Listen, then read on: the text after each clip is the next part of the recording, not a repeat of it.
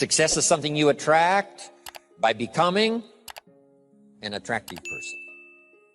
What would make you an attractive person in the marketplace? So you have the best chance to get the best job, to get the best pay, to have the best opportunity, work with the best people, be welcome at the best tables of learning and enterprise, to sit at the conference table of promise and future. How do you get there? Some things to remember. This first little part I call acceptable and unacceptable behavior. Now, part of our learning affects us in the marketplace. The skills we've developed affects us in the marketplace. You might have had to go to school to work in a certain segment of the marketplace. If you're going to be a doctor, you've got to go to the proper school. If you're going to be a lawyer, you've got to go to the proper school. But there's something else now that affects us all in the marketplace that I want to deal with here, and that's called behavior in the marketplace. Not just your skills, not just your learning, not just what you know, but how you behave. Key phrase, the things that make you obviously a good person, an acceptable person, or unacceptable. First of all of us must study our marketplace as to what might be acceptable or unacceptable. But let's cover some of the obvious, and that'll lead to the rest of the list. I've just got 3 or 4 here to cover, and then you can think about the rest and ponder those. Here's one thing to remember in the marketplace. You must be ultra-conservative in the marketplace. Ultra-conservative in your behavior, because this determines your future. This determines your paycheck. This determines the circles you can get into and the ones you can't get into. I've got some examples here, and you'll see where I'm going. Here's number 1, your language. The language you use in the marketplace has so much to do with your paycheck. Now, in some areas, that may not be totally true, where you could use bad language and tell dirty stories and cuss all day long, and it wouldn't make any difference. You know, if you're around people that cuss all day long and tell dirty stories, what difference does it make? Doesn't make any difference. But if you would like to exercise your skill and ability in another segment of the marketplace, here's one thing you might have to correct, or you might have to at least watch carefully, and that's your language in the marketplace. So jot this down. Be ultra-conservative in your language in the marketplace. Otherwise, you may destroy parts of the market that would gladly accept you and your product and your service if your language wasn't so unacceptable. Guy says, well, I'll tell dirty stories and cuss wherever I please, and I'm not saying that's wrong. I'm just saying it'll cost you. In some areas of business in the marketplace, it's going to cost you. Here's a guy that makes $100,000 a year, could make $250,000 easy. The other $150,000 disappears because of his bad language in the marketplace. He's unacceptable in some circles. They won't listen to his story, even though he has something good to share. So you see where I'm going here? Language in the marketplace. Here's what's the safest. Save your jokes for the bar or the pub. Don't put them on the marketplace. Or the inner circle, you know, where all the stories and stuff may be acceptable as you trade stories. But in the marketplace, you've got to be ultra-conservative. Shift gears if you have a problem. Shift gears, especially in the marketplace, and make sure that it isn't costing you a big share of your marketplace unduly. Because there's no use suffering an extra $100,000, $200,000 a year income simply because you're careless with your language in the marketplace. So of all the places not to be careless, it's in the marketplace concerning your language. So do you see where I'm going here? Next is habits. You just got to be careful of those. Smoking. Guy walks into an office and says, where's your ashtrays? How come you don't have any ashtrays? Ashtrays probably mean what? No ashtrays mean. Right? They don't smoke here. Oh, yeah, I forgot. So what I'm saying now, I'm not saying right or wrong to smoke. I'm just saying be careful in the marketplace that you aren't disturbing and wiping out and closing the door on a market you could enjoy simply because you're a bit careless about your habits.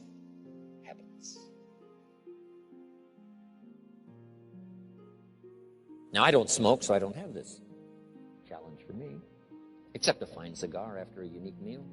Some places around the world still know how to prepare a gentleman's cigar. It's kind of an interesting experience, mostly for show. long as you know which end to dip in the brandy, right? But you see where I'm going here now on habits. Habits. Zig Ziglar talked about the man who was late. I'm telling you, there's some circles, if you're late, you're not welcome anymore. You say, well, I've been late all my life. If people don't like that, that's too bad. I'm saying that's okay. You can have that attitude if you want to, but what if it cost you $100,000 a year? Wouldn't you reconsider? That's too much to pay for the luxury of some habit that you could easily correct and maybe enjoy the benefits of a marketplace that's been closed up until now. This is all I'm saying. Take a look at your habits. Take a look at your language. Here's another one. Your dress. Now, sometimes dress changes regionally. In San Francisco on a business day, they wouldn't expect you to look like West Palm Beach. If you dress like West Palm Beach on a business day in San Francisco, they'll treat you casual, right? Not appropriate dress. So part of this is company, part of it is region, part of it is locality, part of it is community. What's acceptable in the marketplace on a conservative basis?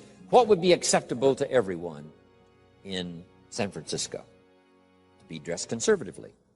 In West Palm Beach, you can have a casual business dress. Perfectly acceptable. The key is to find out so that you don't cost yourself market that you could enjoy.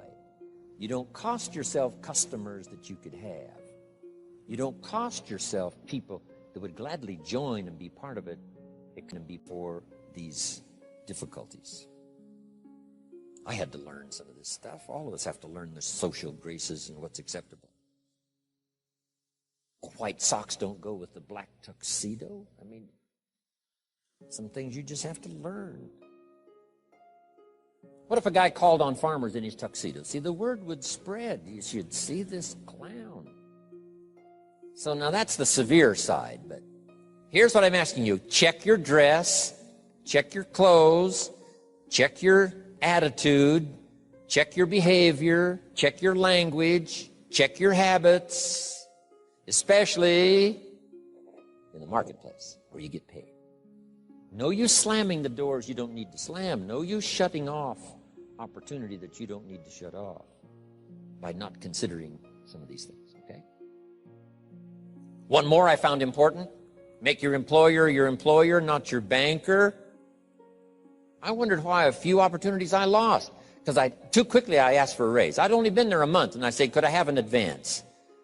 An employer says, wow, I thought we hired the right guy, but this guy needs extra money already. Can't manage his affairs, has to have an advance. So here's what don't make your employer your banker. Make your banker your banker. If you need a little extra money, go to your bank. Go somewhere, but not to your employer. Here's why. An employer is like opportunity. Opportunity doesn't want to see your need. Opportunity wants to see your seed. So let employer be employer, let banker be banker, let friend be friend.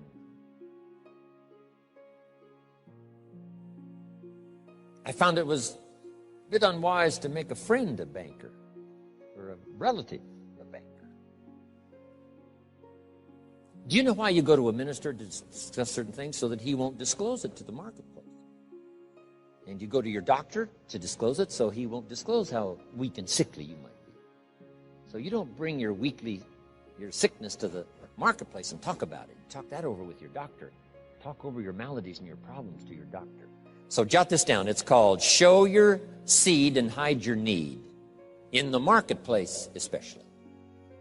Show your seed, show your willingness, show your desire, show your hard work, show your work ethic, show your arrive early, stay late attitude. Show that, but not your need. The marketplace is not interested in your need. Next is code of conduct. It's not a bad idea to take a piece of paper someday and just jot down what is your code of conduct. What do you expect from yourself? Some things you will do, some things you will not do. Jot this phrase down. What I want to be known for. Here's what I want to be known for. And that's not a bad list to make. As we're building our reputation day by day, week by week, month by month, and one opportunity leads to the next, depending on what we're known for. These are some of the things that may not appear in your resume. You know, you've been to school and you learned these skills and you worked for this company and you were there 9 years and so on. In addition to that now, what's really important, especially for your own psyche, is to make a list of what you would like to be known for. I wanted to be known for always doing my best. I never wanted anyone to be disappointed, at least in my presentation. They might be disappointed with my ideas because they thought I was wrong. They might be disappointed with my position because they thought it wasn't right. And they might be, disappointed because, I didn't say what I believed, was contrary to what they believed. They might have been disappointed in that, but they were never disappointed in my sincerity, never disappointed in my ability to speak from my heart and my soul. If you have charge of some of my life and you send me off to another country, I promise to represent you grandly. I promise you won't have to stay awake nights wondering about Jim Rohn if you've sent him to Paris. I want you to be able to say, forget about Paris, Jim Rohn is there. He'll take care of it in the best style. He won't show up late and he won't show up drunk. He will represent us well.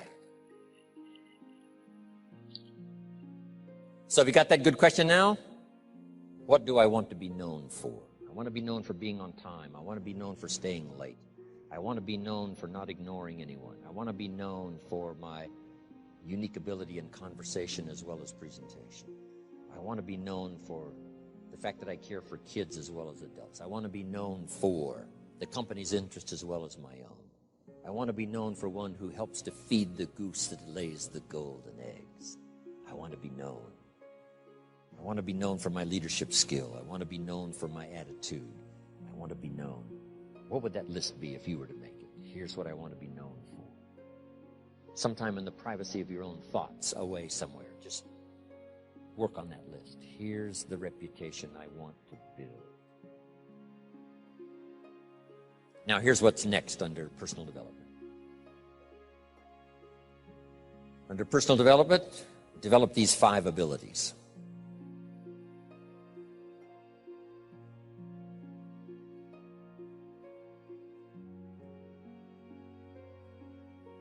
First of all is the ability to absorb. One of the big challenges for being here now, especially for 3 full days, some of you, it's going to be a challenge to try to get it all. But I'm asking you to do that. In another seminar I do, here's a little phrase I have. For the future, pay attention. See if you can't get everything. Every word possible, every idea possible. It's easy to let your mind wander, right, and not really concentrate and dig in and make these days extraordinarily valuable for you. Absorb the atmosphere. Absorb the drama of the occasion. Absorb the spirit of the occasion. Absorb the reasons for coming here and then the reasons for going back home and making a difference. Absorb the variety of voices you're going to hear this weekend. And absorb the provocative ideas as well as the ones that you agree with. Absorb all of that. Take it all in. By listening intently, taking good notes, talking with each other. Here's one more. Absorb the drama of each other. You're going to have a chance to meet some excellent people here. Losers don't pay this kind of money to come to seminars. The reason why the price tag is substantial is because when you get here, you'll have an excellent chance of meeting some pretty good folks. Even if they borrowed the money to get here. At least they knew how to do that. Whatever it takes. So don't go away without meeting some people. Here's the next part. Listen to the testimonials. You may pick up some ideas from someone's testimonial that'll be just as valuable as what I share from this podium. And sometimes a word spoken in private from someone's unique testimonial is so powerful It's just as powerful as all the words given by the presenter. So take that all home. Key, absorb the chance for a new beginning. I don't know where you are at the moment. This is sort of mid-year. First 6 months, getting ready now for the last 6 months. And as you pause mid-year to contemplate the past and think about the future, as you ponder for a while ideas that you've already heard, anticipating that you're going to hear some more, how could that create for you a new beginning? There's so many ways to create a new beginning if you just think about it. Or think about the automatic ways of creating a new beginning. Here's a pretty good list. At the beginning of the day, this is a brand new day. I love to get up early now. I used to stay up so late. I got up late. I used to say if the good Lord wanted you to see the sunrise, he'd have made it later in the morning. But now I don't do that anymore. I try to get to bed as early as I can. Sometimes it's not easy, especially when you travel and with jet lag and all the rest, around the world. But I try to get up now early in the morning. Unique thing about early in the morning, you haven't messed up the day yet. I mean, it's just there. It's ready, fresh. It's like being born again. A new day is like being born again. A chance for a new day, a new life. You've never lived this day before. Only in your mind developing plans, but you've never actually walked into this day before. Now you have a chance to watch the sun come up and then stride into this new day. Call yourself a new person, whatever that little trick you have to learn. This is a new day for me. This is a new life for me. Next, at the beginning of the week, that seventh day, I think, has more than one purpose, the seventh day. So just make the note, how to best use the seventh day. It says what? 6 days of labor, working miracles, turning thoughts and faith into reality. Then after 6 days of miracle working, turning ideas into reality, now it says, take the seventh day. And yes, the seventh day could be for spirituality. Yes, the seventh day is to contemplate God. Yes, the seventh day could be called for worship. Yes, the seventh day is to take some time off. Yes, the seventh day is to be with your family. Yes, the seventh day is change of pace.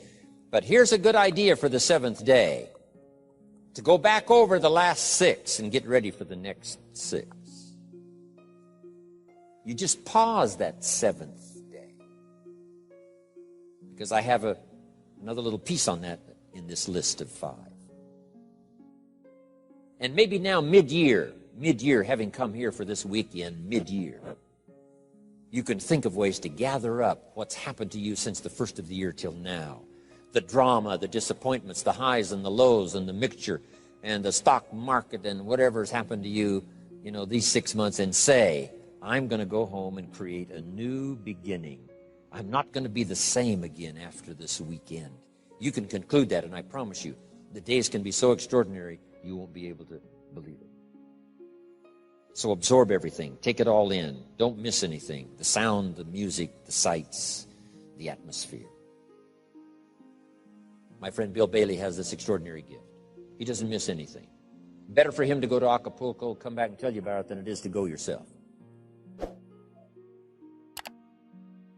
And the reason is, if he goes, he won't miss anything. He'll soak up every detail, every person he met, the food and the aromas and the sights and the sounds and the colors and the people and the countryside. Then he has the gift of language. When he comes back home, he can tell it to you. When he talks, you can feel the water lapping on your feet. You can smell the aroma of the food. You can see the colors and the people. 2 gifts: to get it. Second gift, to share it. And put it in dynamic words, leaving out no detail. Because here's the key to remember. The drama is in the detail. Lady tells me I've lost 60 pounds. I said, well, is that it? Is that the end of the story? She said, oh, no. Oh, no. There's a lot more to the story than that. And I said, well, I appreciate the number, but give me the details. What was going on in your life before? She says, well, misery you can't believe. I know I missed 3 good jobs just because I had too many pounds. And I says, how do you feel now? And she starts to cry. Wow, that's what I want to hear. The details. The drama is in the details. Give me the numbers, yes, but what does this number mean? For some people, the number means everything, before and after. The number means so much drama you can't believe, before and after. Before the day and after the day. Give me the details. Absorb, take it in, don't miss anything.